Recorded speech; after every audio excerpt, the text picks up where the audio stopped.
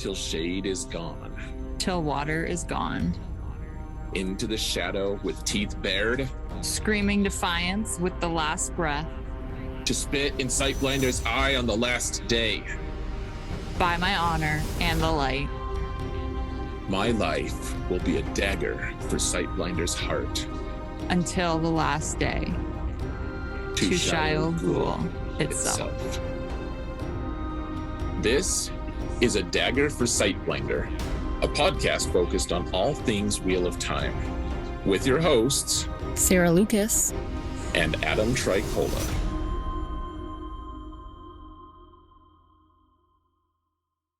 Hello, everyone, and welcome to another episode of A Dagger for Sightblinder. May you find shade this day.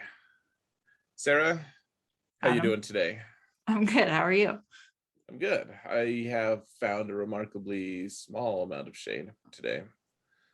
Me too. Mostly because I had to go home sick for the day, so I didn't have to deal with people and their shade. That's not a good feeling, though. I mean, Goodness. I don't know. It's a little bit of a double-edged sword. Yeah. Shade nanigans. Shade nanigans. Wow. None of that. I'll try never to use that again. Oh man. So yeah, this is exciting though. We get to talk more about my favorite Wheel of Time book. Yeah, this was a good one. Good chunk of chapters. Oh yeah, you had to read chapter 47. I did. Which should probably we can hop right into it because there's no show news.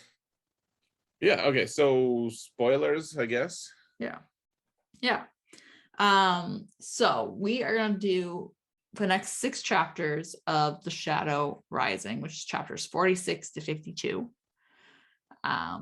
But also anything before that and anything in the first 3 books and anything in the first season of the show that may be relevant or may not be relevant. Who knows? So just all of the spoiler warnings. Every single one. Cool. Yeah, so this was a really good chunk of chapters. I really enjoyed this. And yeah, we're almost done. There's only 6 chapters after this. Oh wow. Okay. I'm pretty sure. I think it only goes to 58.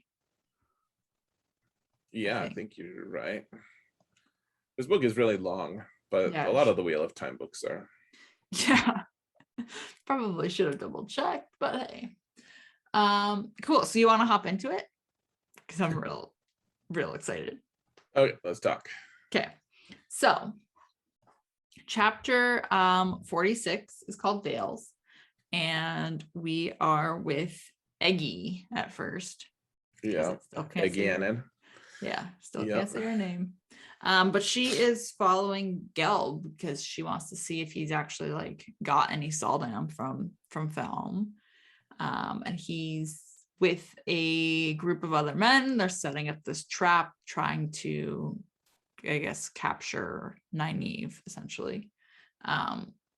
And she sees Nynaeve and Elaine approaching and then decides to like head over there and,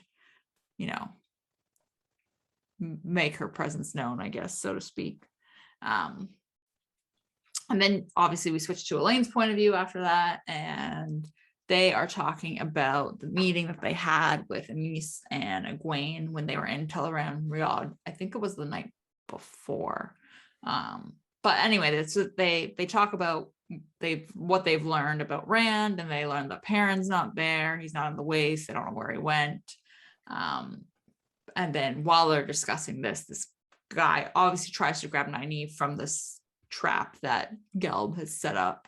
And she hits him with like this barrel stake or something that she's got. Barrel stake. Yeah, they're carrying these big old like bludgeons basically. Yeah, she just hits him, and then another guy like rushes and pushes Elaine out of the way to try and grab Nynaeve.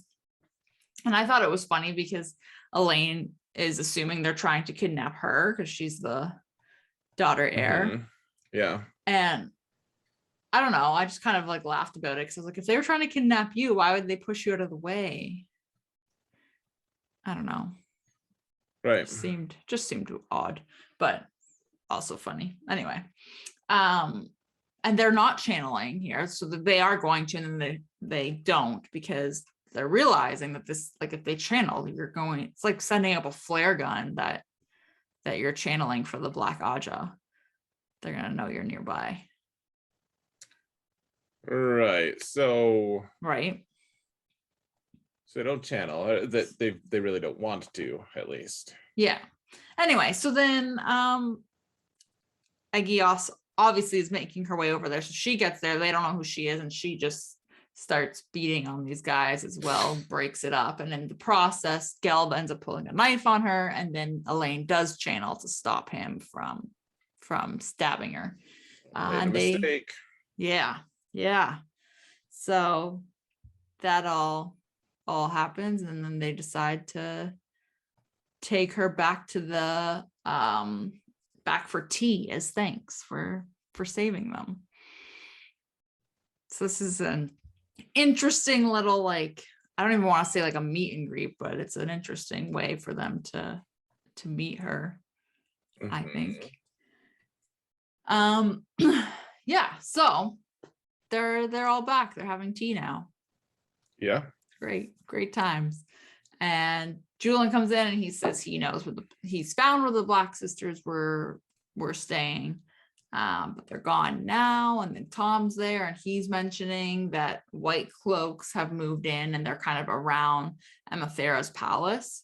And they, he's basically saying it's like an unusual thing, and it's something that he's been looking for unusual things to happen, and this is something that he's noticed that's happened, and they can't, decide here what to do regarding that. And he mentions Baal Doman as well, which Eggy obviously knows him, and that kind of sets her the hair on the back of her neck kind of goes up, and she decides to leave. So everything is starting to intertwine here, and it's kind of exciting, because that it's just like, as you're reading it, that there's just going to be this big crash kind of effect as all of these characters are starting to web together. Feels like it's going to get messy. It will, probably. Who knows? So real quick, let me ask you, how far have you gotten? You've stopped by the end of this reading section, like, yes, going through 46 to 52. You haven't read beyond that, correct? I've not read beyond that yet. Okay, that's fine. I guess we do get through a couple more chapters with these in this arc toward the end here, it looks like, but yeah, we do.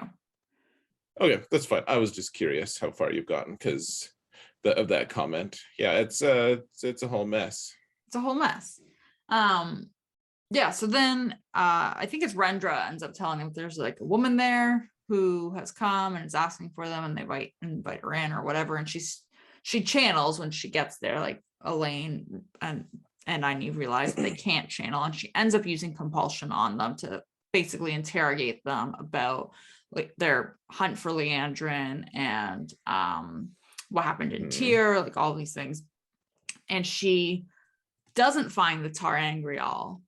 And I noticed this actually when I was listening to it. I thought it was really clever because she asks if there is a Tar Angrial. I think she says like in their room or in the house or something. I can't remember the exact phrasing that she used, but she said in the room or the house. And they were able to say no because it was on like Elaine's necklace under her clothes. So they could, anyway, and I remember just like hearing that and I was like, oh, that's so clever. So that, even though she did this, they can still get around answering her. Anyway, so it just kind of, it made me real happy to see that like cleverness come out. Anyway, and then, sorry. It wasn't cleverness on their end though. It was just like, no.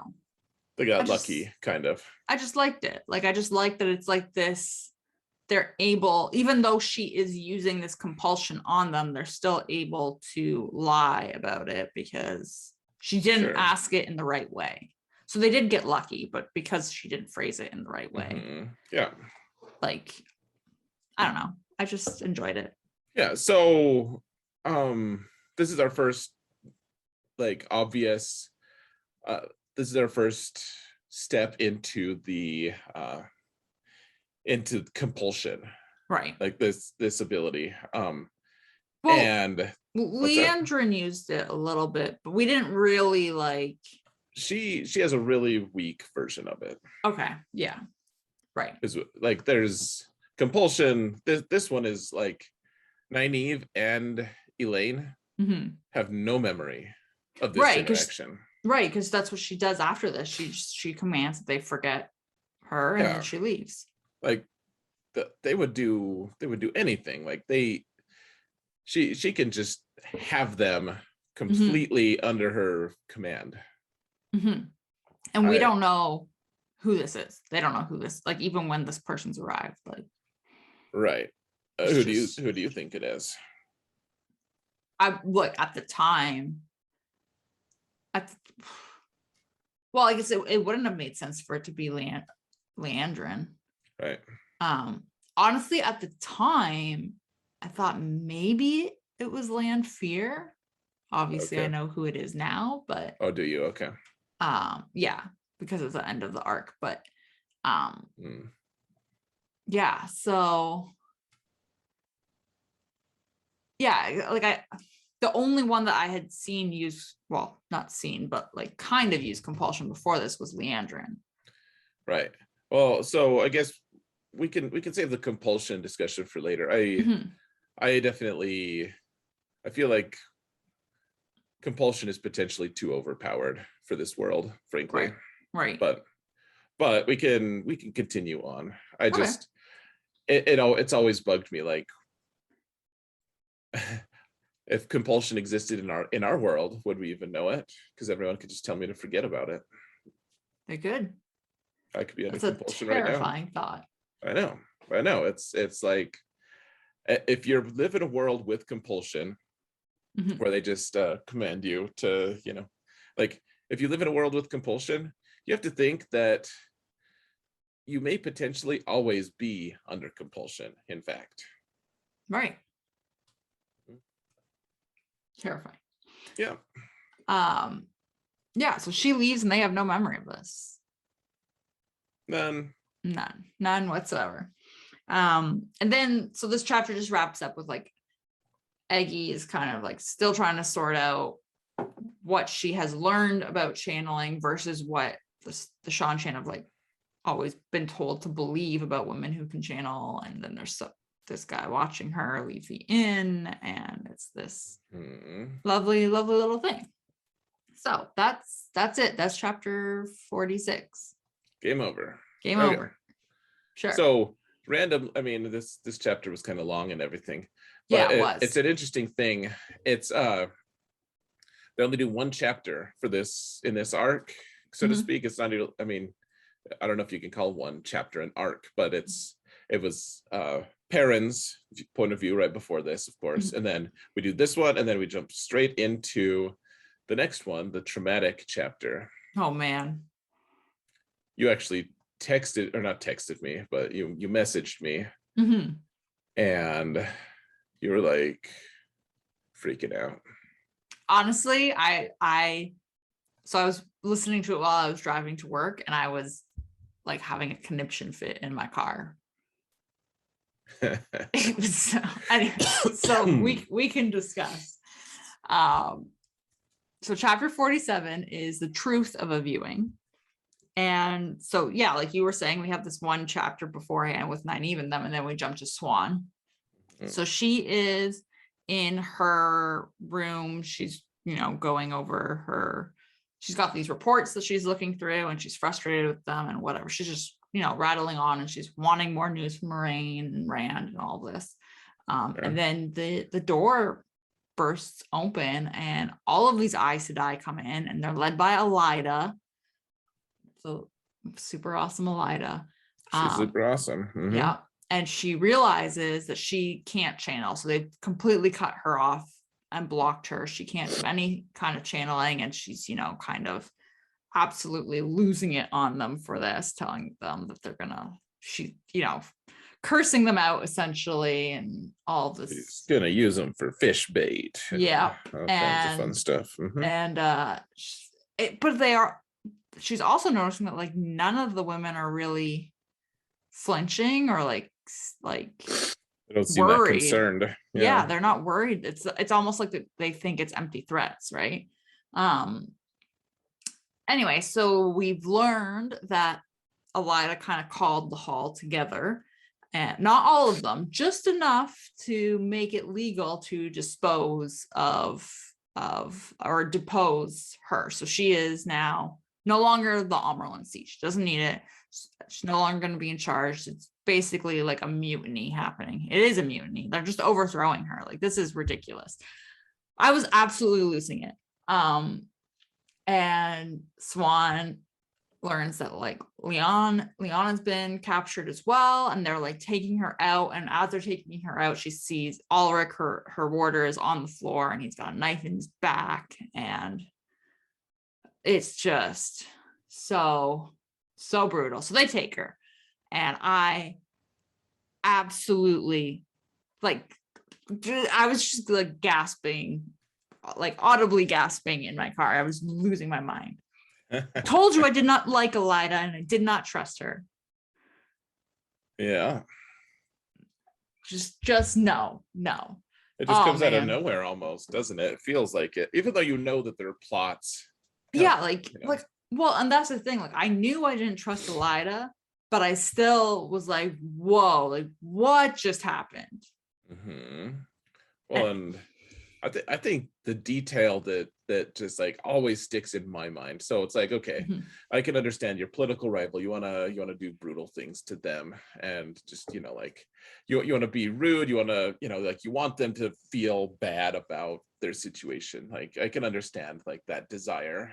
I'm not like above that feeling at myself, anyways. But I guess the thing that really always strikes me about this whole scene is the dead warder, like with the dagger in his back, like he's just been stabbed, like betrayed, and like someone just murdered him. Like, that's, well, because they knew he was going to fight and stuff, but they weren't civil about it. They just murdered him in cold blood. Like, that, right? To me, that's the thing that I'm always like, okay, so if you pull a political move like this, that I guess in some ways it's fair game. Like she probably wouldn't be above a stunt like this herself, frankly, of doing some kind of a coup or something like that. Like, she probably does, has that's part of who she is or whatever. But I don't know. It just, you just murder a warder, and he's just there to, I don't know. That's what kills me.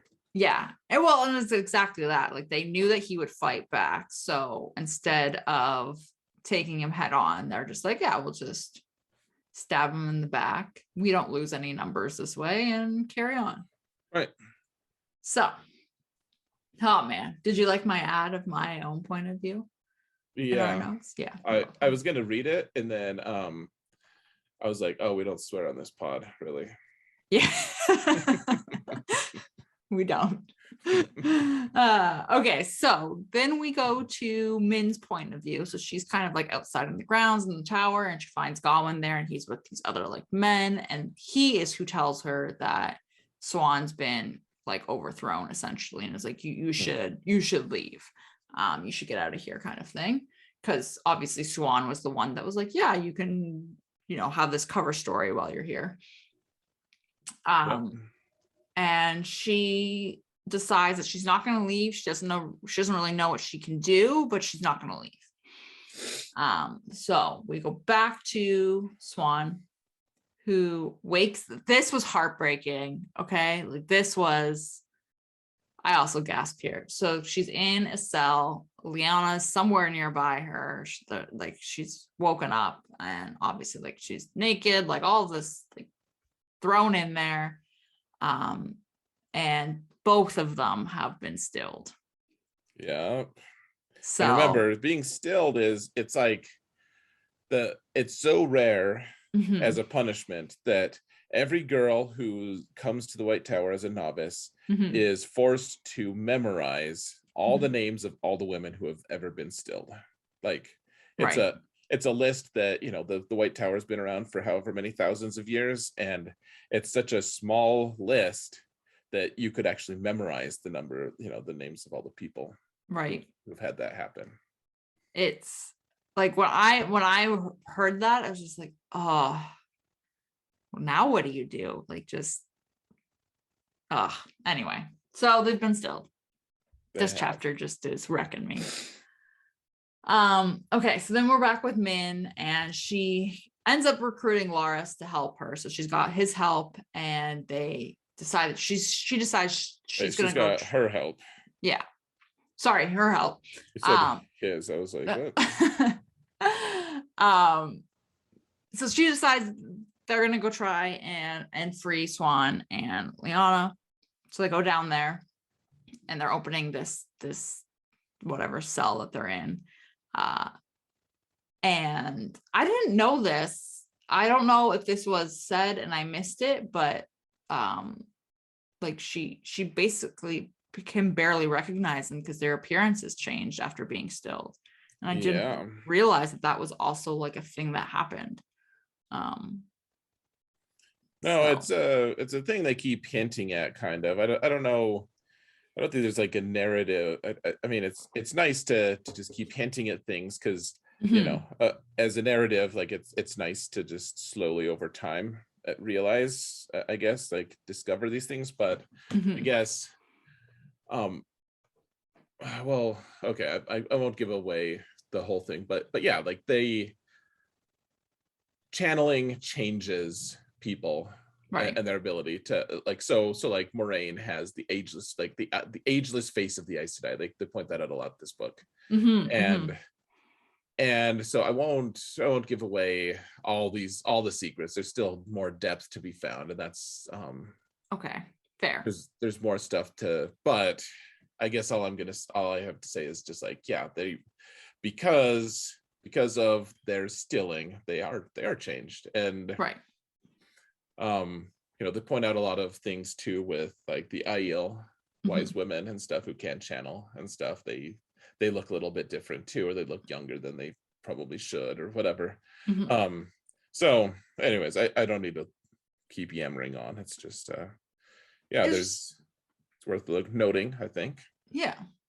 So it was just an interesting thing. But anyway, so she obviously Yes. opens their cell or cells, whatever, and she's got clothes for them to put on, and they're gonna get out of there. And then Swan ends up learning of like all this fighting that's going on and realizes that the tower's, you know, basically been broken. Like all of the blue Aja have left, most of the greens have left, the other Ajas have split, and pretty much the only ones who are there now are the reds, and they're there to support Elida. Well, it's not exact, but I mean, well, like you've got all this like chaos happening. Sure. Oh yeah, so there's definitely chaos. I guess the biggest thing is, yeah, the blues are all gone. Yeah. And then other Ajas are gone to some degree, and all the reds stayed, essentially. Right. Yeah. And Swan was a blue, correct? Yeah, Swan and Liana. They were both blue. Okay. Yep, and that's incidentally what Moraine is as well. Right. Yeah, so only the reds have stayed. Well, all of the reds have stayed. Yes, all of the reds. Right. To support sus Elida. Bang, hit the nail on the head there. Anyway, so while they're leaving, they're headed towards horses, and Gawain ends up stepping out when he sees them, and he's demanding that Swan, you know, kind of tell him where Egwene and Elaine are.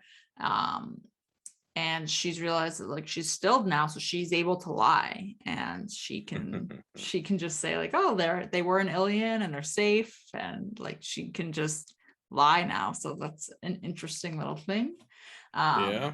And you know, Min asks him to come with them, and he declines, but he's like, oh, we'll ensure you get out the nearest like gate kind of thing. So they do. Yeah. And Swan ends up seeing Logain, and she recruits Logain to join them, like this, false dragon who's whatever meant to be. He's been gentled. Yeah, but she recruits him to join the group, and he agrees. And now Min again is seeing this same crown of glory basically around his head, the same aura that she saw before. But she's also remembering that there was this unusual aura she saw around Gawain, and she saw two different things in him, which I think are important to point out. So maybe they're not, but I feel like they were important. One of them she saw where Gawain was essentially kneeling at Egwene's feet, and in the other one, Gawain was breaking Egwene's neck, and she saw them, and she's confused because it was almost as if either or could be true, and she's never had a viewing or that could go one way or the other. Right. So this is a whole new thing for her. So must be disconcerting. Yeah, I would be super confused if I was her, and I feel like that's important to point out, because now I'm wondering, are they both true? Because he could kneel at her feet and then break her neck after. Could be. I know what happens. I know. This was a ridiculous chapter. I just feel like I went on an emotional roller coaster. And in some ways, that's what we wanted, right? I mean, not that we want to feel that roller coaster, feel all upended, but at the same time, I mean, I don't know. I don't want to get into Game of Thrones too much, but you just have to think there's certain scenes in Game of Thrones where it's wow, that was so brutal and awful. And yet, I mean, it's what everyone talks about. The Red Wedding, for instance, I was oh man, I even had a little bit of forewarning about it, and I was still just I can't believe they did that, right. And I don't want to get into too many details on that, of course, but I just, and yet that's one of the most referenced parts of that entire series, really. Right. Yeah, absolutely. It's incredibly important, and it's because of the emotions, right, that it gives us. So I mean, this isn't maybe quite as crazy as the Red Wedding, but in some ways maybe it is.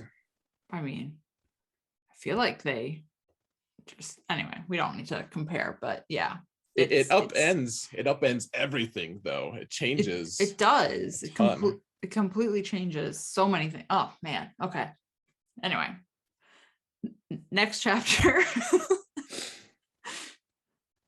Sure. Do you have more thoughts? I feel like I'm oh no, I mean, I could talk about we have a whole podcast because I like to talk about Wheel of Time. I will say I think it's really interesting that they're working with Logain. Yeah, well, yeah, I mean, and remember, Min has that viewing of him that says, he's gonna have glory or whatever. So yeah, so which is interesting since he's been gentled. Yeah. So okay. So chapter 48 is an offer refused, and we are with our favorite person, Abienda, who's with Rand. She's still bugging him. She's still on his case about looking at Isandra and treating Elaine poorly, according to her. Man, can I just say, and this isn't me judging at all, actually, because you listen and you don't actually physically read it. The way you spell some of these names is just, it's fun to me. Some of them are just wrong, completely, but it's fine. No judgment. It's just, Isandra is definitely with an E, though. Oh, I don't know, but it makes sense. You spelled it phonetically. You're good. I don't know. I just wanted to point out, in general, the surreal aspect of you read a book or you listen to a book and you get all the content and everything, but then you see the name spelled out, and just like sometimes it just kind of breaks my mind. I'm like, oh, really? That's how you spell it? Like, and I don't know. I don't want to make a big deal of it. It's just No, but it's just true. interesting and fun. So I spelled Lysandra wrong. You're totally fine. I mean, I take more exception to when you spell color and you just add an No, extra U to an it. extra So. U. All right. It's poor behavior. Also has an extra U. It does. Anyways, let's move on. All right. Okay, so she's still on his case, which is great, fantastic. He is not wanting to wear IEL clothing. He doesn't feel like he's an IEL, so he doesn't want to do it.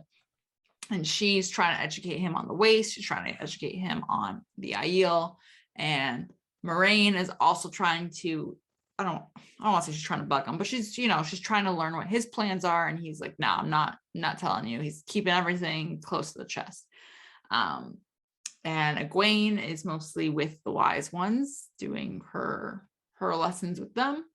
And then we have Kadir, and he keeps telling Rand that he has this like knowledge that he could use. Like he could tell Rand this knowledge that he has, and he thinks that Rand will be able to use it, but he's only going to do it if he's guaranteed safety and protection, which is just real odd. Sketch. Super sketch. I'm like, really? Yeah. Why are you bartering? Why? Little red flag on you, sir. I'll bet. Yeah. And Natiel's still trying to get more information for his stories. Natail. Yeah. He's still doing his digging for info for his songs and stories and everything.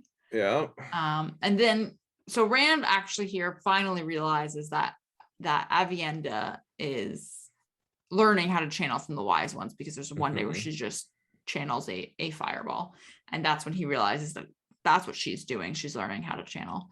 And he doesn't have a teacher. Like he's kind of just having to learn how to do all of this on his own. Right. Well, and remember at the start of the book, Lanfear is like, hey, I'm going to find you. Like, I'm going to get someone to come and teach you how to channel. And he was like, no, like, I'm not going to learn from them. Yeah. Because she was like, I can get one of the Forsaken to come and teach you. Right. And now. And he said, no, but you can, it seems like he's kind of regretting it, actually. Yeah. It's, and I don't know if he's regretting not having a Forsaken teach him, or if he's just feeling sad that there is no one that can teach him. Like he has to learn it alone, because the only other option is to have a Forsaken teach him. And I feel like maybe, and I don't know, maybe this is me just like putting my own feelings out onto him, but I feel like maybe he is worried that if he does go down that route and he were to agree to it, then it would be easier for him to turn. Like if he does learn from a Forsaken, it's going to be easier for him to be swayed to go that way. Oh, one of the things, I mean, I've said it to you before too, of like, you are who your friends are. And even if he doesn't want to make friends with the Forsaken or whatever, like you can't get into a relationship where someone's teaching you a lot of things without some level of intimacy with them and some level of, like you're learning from them and everything. And so like, they're going to impact you on levels that you don't necessarily prefer. Like they're going to make their impact on you. And so like that's why like parents don't let their kids hang out with kids who have bad attitudes and stuff. It's like, I don't mind that you enjoy this person, really. I don't, but I also don't want you to pick up their attitude or their habits. I think that's going to be long-term detrimental. And so, like he doesn't want to go with the Forsaken, of course not. But at the same time, if the whole world depends on him being able to do his job and he doesn't have anyone to teach him how to do his job, like at what point do you need to just bow to the necessity of something like that? Right. And then if you know that that's going to be the case, are you biding your time? I don't know. Yeah. It's just an interesting thing. Well, it is. Like, I just can't imagine. Like, there'll be times in the future here where you'll feel frustrated at Rand, and I'll be right there with you, actually. I just you have to take a step back sometimes, though, and just really think, like, a year and a half ago, he was just watching sheep. Right. He was a nobody. Yeah, like he and Egwene were gonna get married, kind of, Right. like that was like his big prospect. His friends with Matt, the troublemaker. He's like, not a bad life at all, but also nothing even remotely close to preparing him for this crazy transition into, you're the most important person in the world, and Right. all of humanity's hopes rest in you alone. And like, what do you do with that? Like, how do you cope with that? And people are showing up, like these extremely powerful people, like trying to intimidate you, trying to force you to do stuff. They're like, hey, like, come join us, be with us, have fun with us, like, or we'll kill you, we will murder you. In fact, we're going to send monsters to kill you. Like, and you meet these people who oppose these forces, who are evil, and those people aren't necessarily trustworthy either. Like, Moraine has clearly got her own ideas of what she thinks needs to happen, and she's she's a good guy, and yet do you see what I'm saying? Like, it's he's just under this crazy amount of pressure, and I just have to think, like, how would I change what, if I had to walk in his shoes, what would I change? How would I do it? It's interesting. I think he holds up pretty well if you look at it in that light. Right. I think so too. I do feel a little bit bad for him here that he's on his own. Well, it doesn't feel like he can't even trust Egwene. Right. You can't trust anyone. It's like, well, Egwene's an Aes Sedai now, and I can't trust Aes Sedai. Yeah. The Aiel obviously have their own things that they want to do. Like, he can trust Matt, but Matt's just hitting on a Sendra. Yeah. And getting shot down. Right. Yep. Oh man. Okay, so this chapter ends with them finally, like, they arrive at Cold Rock's Hold. So that's where we end here. Okay, so the next chapter 49 is Cold Rock's Hold. Shocker. So we're still with the group, and they end up obviously going towards Cold Rock's Hold, and like, all of them pretty much kind of hurry forward, except for the wise ones, minus Amis. She ends up hurrying forward as well, and Moraine and Egwene kind of are all going at their own normal pace. Anyway, so they get there, and they basically have to ask for entrance or ask admittance into the hold, and Leanne ends up granting it to them. So she greets Rark and Hearn first, and then I completely spaced, and I should have written this down. She greets somebody before Rand, and he kind of gets all miffy with her greeting to him. Oh, so this is actually a really important part. In fact, I really like this. I can't remember his name. So this is Couladin. Thank you. He's the guy who's he's not a clan chief, but he's with the Shido. Right, and he's the one that he's kind of been like pushing back on Rand as well, hasn't he? He's the guy who tried to kill Rand. Yeah, I thought so. It's the same guy. He's the guy who, and they're like, the piece of Ruidin, and he's just trying to break it. And his brother's Muradin, the guy who was Rand was, in the glass pillars with. In there with, and he thinks that he murdered him, and or whatever he thinks. Yeah, like he's a right bastard is what he is. And so he goes up and he presents himself as a clan chief would present himself, even though he's not a clan chief. Mhm. And he's like, I asked leave to enter, enter your domain, and she and so like this, it's this political thing, because if they refuse him, and this Mhm. is a huge insult on it from him, but he's like, hey, let me enter, I'm acting as the chief, even though he's not the chief. If they refuse, then there's going to be problems with the Shido, and there's a ton of Shido, they don't want to deal with that. And so Right. because if they refuse, then it would push, it would insult the Shido. And so she does something really clever, but Mhm. it's also like, but she says like, instead of like, oh yeah, like there's, water and shade, are yours, or whatever, like the ritualistic greeting, she says, you have leave to come beneath my roof, and this isn't verbatim, but Mhm. like, water and shade will be found for you, or something like that, which is Oh, her right. saying that this is what she would say to a poor, like a destitute, like a beggar, basically. Right. So it's the deadliest of insults to him, Yeah, because but none to the Shido. right, to him specifically. Yeah, like that's one of my favorite parts. Like Mhm. she's just like, uh, because he's acting too big for his britches. He's been a big pain in the ass this whole time. He's been a really irritating person. Mhm. And so he walks up and he's like, yeah, I'm just as good as you guys. And like, And she's like, he's, nah. well, like, yeah, he's not the chief, he's not the clan chief, he's been No. making all these problems. And like, why should they treat him that way? Like, they clearly have a very strong social hierarchy where he hasn't earned his place yet, and why should they just give him his place that he's demanding, Right. especially after he's acting the fool anyways about everything. And he's like acting as something that he's not. So Right, so it's almost like she just sees through that. yeah, it was nice. Yeah. It's nice that she's just like, you know what, screw you, man. Yeah. So anyway, so it's just entertaining. So he's all pissy, which is fine. I don't like him either. Good. We don't care about him. Maybe we care about him, but I don't Always like him. important. Fine, we care about him, but I don't like him. Good. Good.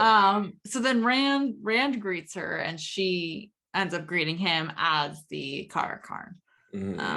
So anyway, so he goes in, and then I thought this was pretty entertaining as well. So Roark introduces him to Amis and Leanne again, but he's introducing them as basically like the wife that you've met and the wife that you haven't met. And this is the first time that Rand is like, oh, like sister wives are a thing. Like he didn't know about this. He's like, oh, snap. Yeah. So, which is hilarious because he keeps having these in this, whatever, we'll get into it later, but he keeps having these like, decisions that he needs to make or something about Min or Elaine, and feels so torn between them. And then Roark's like, yeah, these are my two wives. Yeah. Anyway, and then of course Avienda is still lecturing Rand. Yeah. Still going on. And he's thinking, I think this is where he starts thinking that maybe if he gives her a gift, it will get her to calm down and stop being on his case so much. Stop being such a bee. Yeah. So we learned from Roark that several of the clan chiefs have begun arriving already at the meeting place. Some of them are on their way still. So going to El Dal. Yeah, and Rand is now wondering, should he go already or wait? And we learned that Roark says like not to go because the chiefs that aren't present there yet will lose their honor when he's there. So this makes me wonder, like the question that I was asking myself, does it make more sense? Like, is he basically saying it's, proper protocol or whatever that the clan chiefs should arrive first, they have all of their honor, and then you arrive because then you're kind of top dog, so you're stealing, not that you're stealing all the honor, but then no one is miffed at that point because they all kind of have their moment in the sun, and then you come in and give them all shade. Well, I mean, it's kind of like, I don't know. It's like if the king enters last, then everyone there is able to be acknowledged by everyone with honor. But I Right. mean, if you think of it though, like, okay, so let's say that the king enters, second to last or something. He goes into a room and so he's announced. Everyone's like, oh hey, like it's the king, it's the biggest fanfare of all, and then someone else comes in. Like no one cares because they've already seen the king. Like the king is Right. the big deal. Like he's the one who matters. And so everyone else who's going to come in afterward is going to be diminished just by the sense that like the big event has already happened. You guys are Mhm. just, like, who cares about you? You're nothing compared to what we've already experienced, kind of. Right. Okay. So it's the same sort of idea. Yeah, just, Right. yeah, he's acknowledged in a lot of ways. It's acknowledging the value of everyone else who's going to be working with him and for him. Mhm.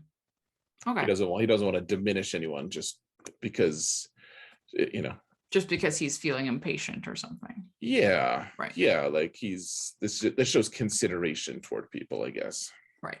Okay. Cool. So that's that chapter. Mm-hmm. Thoughts? Any other thoughts? I feel like it was straightforward. Yeah, I just like Rand's interaction with the IEL in a lot Yeah. of ways, like or with especially with the wise ones and Avienda is annoying, but Mhm. they're like, oh, Rand, you don't know this important cultural thing? Like that must be Avienda's fault. She must be a terrible teacher. And he's like, no, I'll keep her. And then like she should be my teacher. And so while they're eating, she's just like sitting there. She's like, oh, and you could use this utensil to do this, and you could use that, like just here's how you eat. Here's how you like just really basic annoying things. Yeah. And I don't know. It's just, to me it's amusing. It's also like Avienda is just being such a thorn in his side, such a ugh.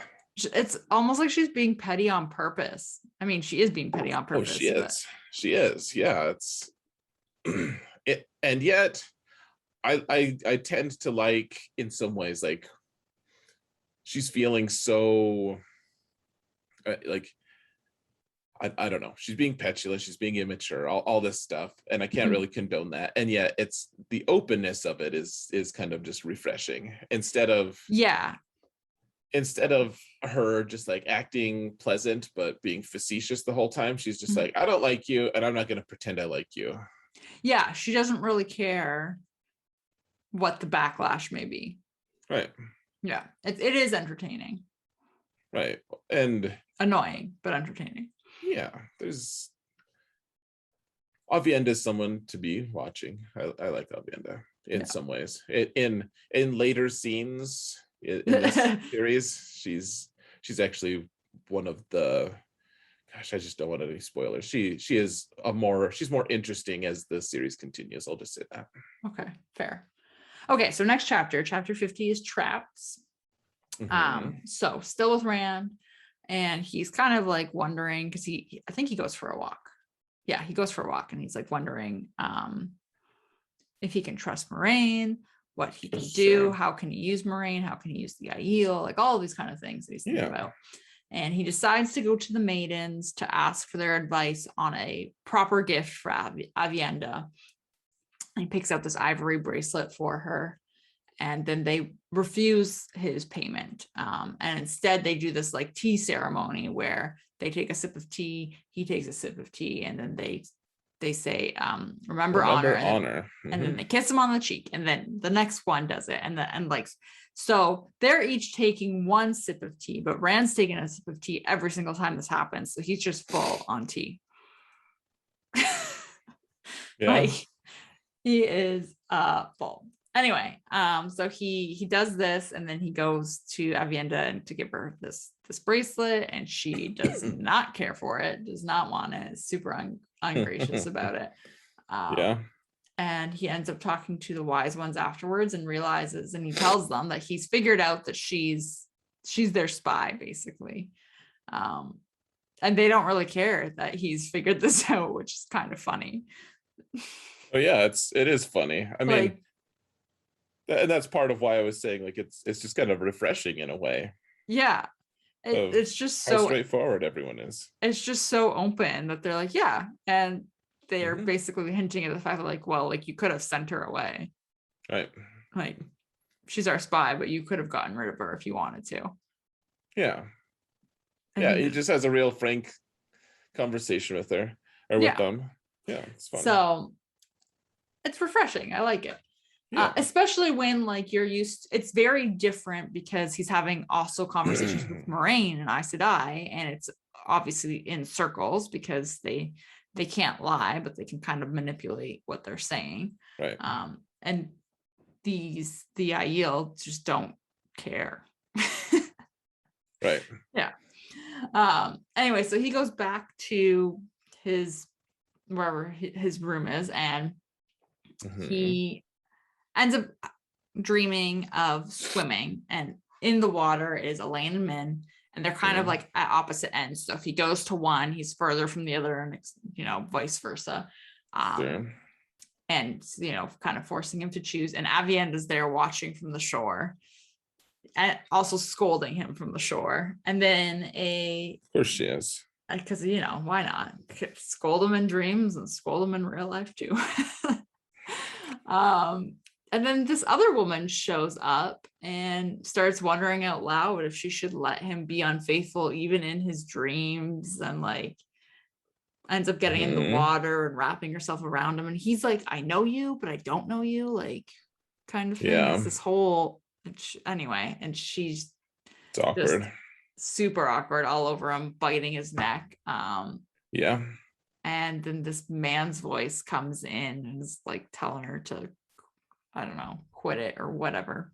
Anyway, so he wakes up and has got bite marks on his neck. The only person I can think of that this woman would be Lanfear. Yeah, I think it's dream. fairly. I think that's a fair assumption, right? I thought. So this isn't me talking down at all. I promise. I thought this was fairly obvious that it was Lanfear. Okay, I thought so too, but then I was like, are they just like trying to?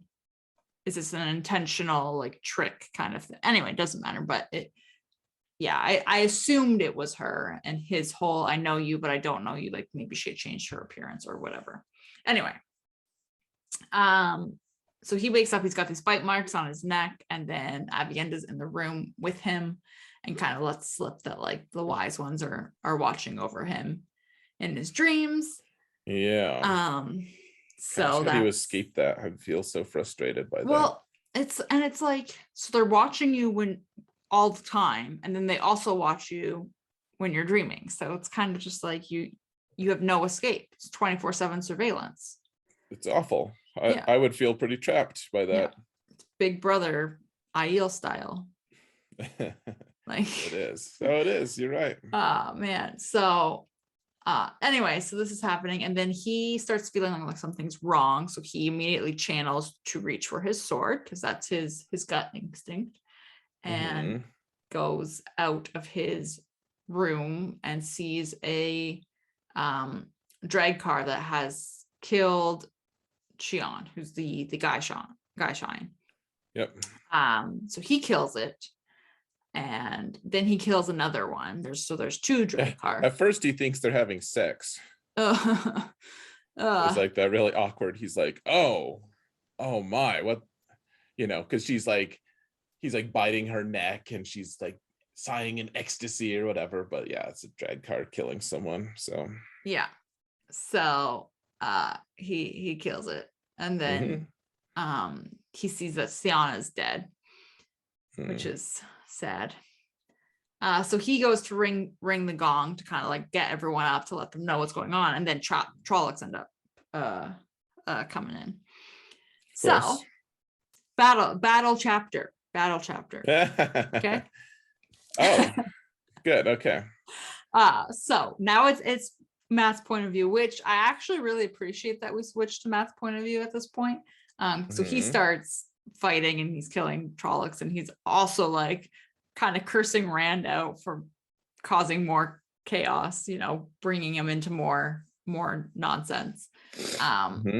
So he's kind of figured out, or not, maybe not figured out, but he's making the assumption that the Trollocs attacking is a distraction for the drag car, because the drag car are probably trying to get to Rand to kill Rand.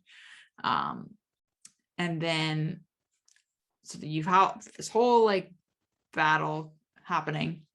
Yeah. And afterwards, Rand and Moraine are arguing because, and I actually really did enjoy this conversation too. So they're arguing because she wants him to confide in her, and he obviously doesn't want to do it, and he can't trust her. So he's like, you need to promise me no twisting the truth, that like none of this like I said I wording, basically, that you're not going to interfere with my plans. And she refuses. She basically says something along the lines of like she can't promise to sit by and watch him stick his head on a plot, or like wait for his head to be cut off or something along those lines.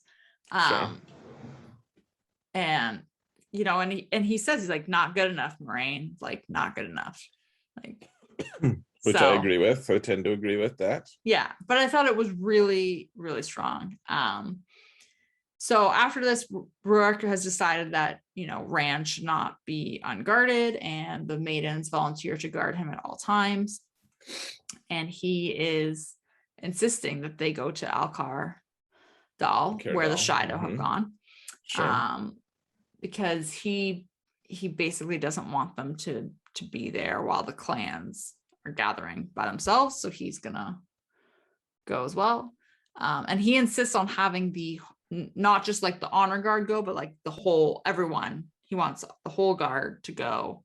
And then kind of asks Matt if he's coming along, and Matt finds himself agreeing, but also, and this is probably the most appreciative thing I have for this being from Matt's point of view.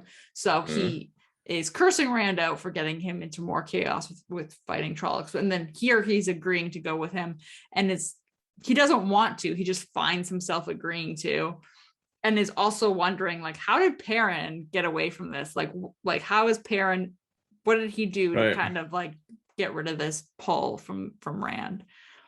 So it's just a nice little, it's just humorous. Yeah.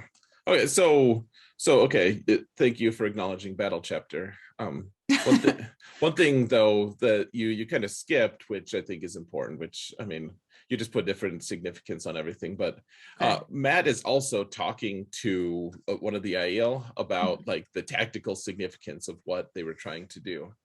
And I guess like, yeah, so yeah, like he's, well, and I guess you did say he thinks that the Trolloc attack was a distraction. But I guess the thing is, like, the Aiel that he was talking to, she was like, "Oh, are you a battle leader among your people?" Like, right. Like you know this stuff. Like to her, it's very apparent that he knows, you know, like that he understands how battles work, kind of. Like right. And so we're starting to see glimmers of like what, you know. What's Matt gonna like, where his path may go. Maybe, yeah, just, you know, like those are the memories that are been stuffed into his head and stuff, but like, yeah, I don't know, it's just it's a glimmer of what we get to see. Yeah, you know, what he's all about. So it's, I don't know, it's kind of fun. Yeah, it's a good point. That's fair. It doesn't suck. Yeah. We like Matt. Matt's fun. Yeah. Okay, so next chapter. Yeah, so they're defying custom, and they're instead of honoring all, you know, like waiting for a month, the Shido are gone, and they need to catch up to the Shido. And this is actually a very wise move of Rand, because he's like, I can't have a troublemaker like Couladin like hanging out there for a month and turning everyone against me. But he's also not taking his normal 1,000. He's taking the entire clan if he can. Yeah. So madness. Madness. Okay. So the next two chapters, we're back with like how you were saying at the beginning. It's the end of that kind of arc. Yep. Excuse me. So chapter 51 is Revelations in Tanchico. Indeed. And we're back with Nynaeve and Elaine. And basically there are they're being kept in the inn. There's like riots going on and all this, and they're with Eggy, and Doman ends up arriving, sees Eggy, and they just start fighting. They just get in like right away. So he ends up pinning her down on the ground. She instinctively obviously like reaches for her knife, so Elaine channels to stop her from doing this. And that's when they realize, like, because Doman is the one that tells them that she is Shanchan, which surprises them. And so Nynaeve, lets her know that they know more than the Shanchan do about Saldam and Damani. And Eggy says like she does now too, and she's obviously learning more about it, and she admits that she's there. She's looking for Saldam that were from Falm. So you kind of have all this final like acknowledgement, I guess, of what's going on with these two groups of people sort of working together. Not really, but kind of. Anyway, so Doman then tells them that he found the women they were in the palace, and then Julian arrives afterwards and says the same thing, and then Tom arrives afterwards and says the same thing. So they're trying to now find out if Amathera would be a dark friend, or is she being like held hostage and captive, or is she being duped? Like, what is the actual scenario here? So they are leaving and coming back essentially as they gather information, and Elaine and Nynaeve they're just staying there and kind of watching over Eggy. And then finally Nynaeve is like, you know what, like, enough of this, stop, you guys stay here and watch over us, and we're gonna go to sleep.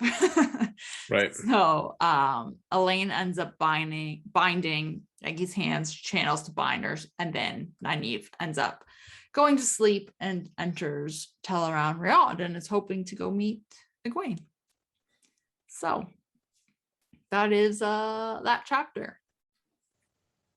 Yeah, these chapters, it felt like took too long for all the things that happened. This was a long chapter, considering like it's essentially them just hashing it out and then them being like, okay, we're just gonna go find Egwene and talk to her in Teleron Riad.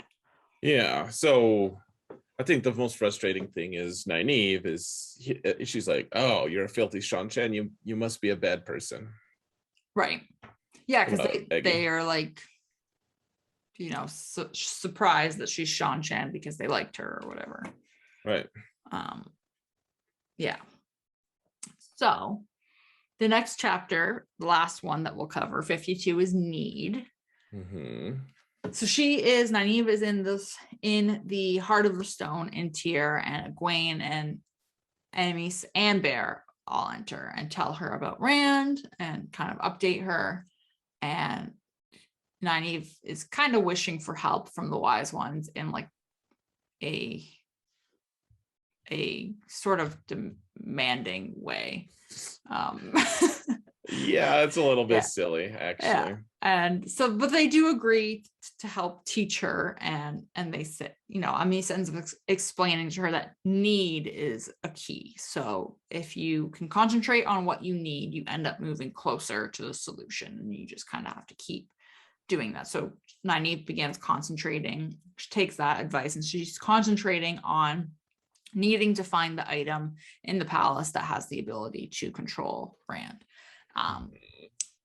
Or hurt Rand or whatever. So then she is all of a sudden in a bedroom in the palace where Amathara is, and you see that she is being held captive. She's made to I think she's like singing songs, like they're making her do things. And then so Nynaeve concentrates again, and now she's in a hall in the palace where there is a like a white glass cap thing with a white stone stand and a white glass thing. Yeah, it's like a case. A thing with case, even the right word? Right. It's like a container. Sure. Thing. Display cabinet. Box. Okay. Anyway, so then so she sees this, and all of a sudden she remembers being interrogated. I don't know if it's related to her seeing this don't, or if it's related Mhm. to the woman that she sees, but she remembers a woman that came and interrogated her and Elaine. But then Brigida appears there as well and starts, kind of motioning for her to be quiet and move out of the way, like move away so that they can talk. Mhm. So she explains to her that the woman who was there was Mogadien. Did I say that right? Sure. We'll pretend I said it right. And that the man that Nynaeve saw in the waist before, so not this time, but like whatever time before that she was there, was Asmodean.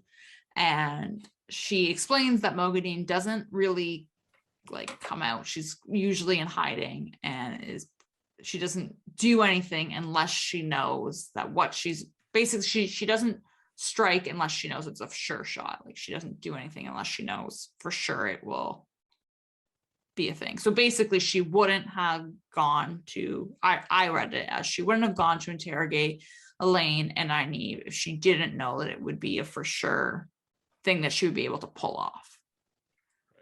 Right. So with this knowledge, Nynaeve ends up going back to the hall, and she sees in this glass case that it's one of the 7 seals of the Dark One's prison, and there's also this band that is like a male Adam, so it's like the collars that, right, like it's the same idea, and so it would be for Rand and to control him. Right. So then Elaine ends up waking her up because she's, like it's for sure have been an hour by now, and is trying to wake up Nynaeve. So Elaine does that. We switch to her point of view, and Nynaeve wakes up and tells her basically everything that she's learned, and Elaine is all shocked by this and all this revelation. And in the process, she's also already unbound Eggy's hands and is kind of hoping that Nynaeve's not going to berate her for it. But there's this commotion outside, which is that somebody had tried to attack Tom, and they've kind of like pinned this guy to the ground because Julian and Doman were there as well. And you realize when they go out there that it is the Seeker of the Truth that had showed up at Eggy's place. And she kind of like makes this remark about slitting his throat, and he's been watching her. Yeah. And then they decide, Nynaeve, suggests that we should just dump him into the alley, and we need to make plans to meet and make plans, I guess, about what they're going to do to go get this item. Okay. How they're going to go about getting it. So that's basically that chapter in a nutshell. That's what I gathered, at least. Yeah. The Seeker of the Truth guy is weird. Yeah. I don't know how I feel about him. Well, yeah. I mean, he's fine. I don't know. I don't know what to think of it. Like it's just an interesting thing because this isn't the Shan Chan. This isn't part of their empire, right? Like, right.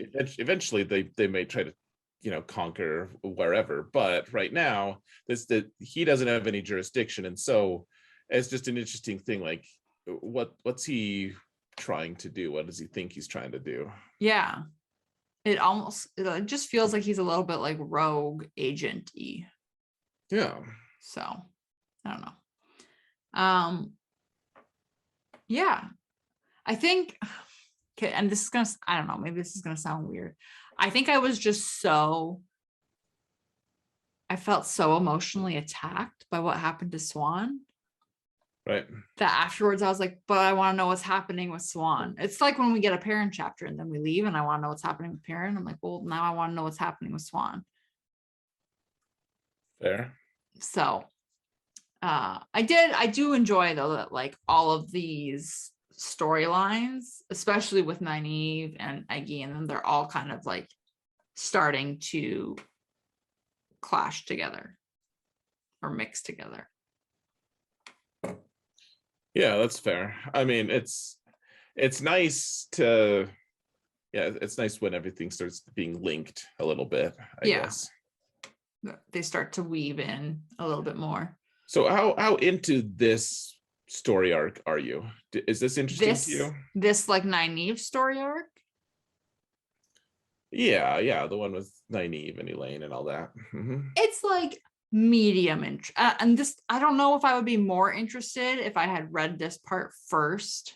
Like if they had, if Robert Jordan had switched the order, would I be more interested in it versus me knowing that Swan is stilled? Like, Fair. because it was interesting, like to me, we had the first chapter in this section with Nynaeve and Elaine, and you know, we had this whole interaction where they try and, you know, they're trying to capture them, and then this stranger appears and uses compulsion. We have all of this stuff that's obviously something's happening, and then you go to Swan, and I feel like that maybe stole a little bit of the thunder from this arc.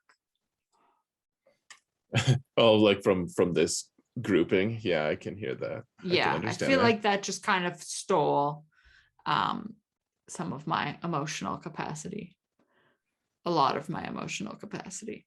Oh yeah, that kind of does just overshadow everything. Yeah. I will be honest, I don't, the story arc just isn't even close to as intriguing as like Perrin is, it is, like doing all of his cool stuff in the Two Rivers, and Rand is in the Waste, and he's binding these Aiel to him or not or whatever, but he's like having these interactions, and then we have Nynaeve and Elaine just like yelling at Tom and Julian about how what idiots they are, and like blustering to the wise ones about how they know how to do things, and and being mean to Eggianan, and like all this stuff, like that just seems so, like the stakes just feel so much lower, smaller, and maybe they're not, but it just, I don't care nearly as much about this as the other one. I am intrigued like by this male Autumn, like that's obviously interesting, but other than that, I'm like, okay, let's go get it and maybe destroy it or something, like I don't know. Also, what's Logain gonna get up to? Good question. Yeah, I don't know. So it's a whole mess. Yeah, and hopefully we get some, I mean, okay, this is nuts. There's only like six chapters left, 7 chapters left, 53 to 58. I feel like I have so many questions. Sure. Well, we'll have to see if they get answered. So who was the most annoying character to you? Who's the Mac? It's Avienda. Oh, I know, because I read it, but yeah, I'd make you answer. That's my pick. Would you pick somebody else? I would pick Nynaeve. Really? Yeah, her interactions with the wise ones in Tiller and Riyadh is she's like, so if you can offer any guidance at all, like if you could just give me a handout. Yeah, well, and they're like, well, you could ask nicely. She's like, she's like in her head, she's like, I was begging on my knees, like, and she clearly wasn't. She was just like too prideful to ask. Right. So to ask nicely. Just pretty irritating to me. It wasn't that cool. So that's all. Yeah, she annoys me, but that's fair. Avienda is also annoying. Yeah. Is there room for both? There's room for both. It can be both. All right. Here, I'm gonna bold Nynaeve though, so that we know that she's the more annoying. Oh, okay. Sure. Yes. Sure. All right. Okay, so who's the most sus character then, Sarah? In these chapters, it's Kadir. Yeah. Yeah, I think so. Yeah, he's pretty sus. His hinting at wanting amnesty and all that stuff. Yeah, like what do you need amnesty for? What have you done Mm-hmm. that you need to be promised safety and protection and like, blindly promised that, a valid question. So don't like, and then like there are obviously other sketchy characters, but they're so obviously sketchy that I wouldn't really brand them as sus, but he's like, okay, something weird's going on here. Right. So, okay. So next week, we will finish the book. Wow. That's crazy. We'll be done book 4. Yeah. Start book 5. Do you know what book 5 is called? You don't know what book 4 is called. Rude.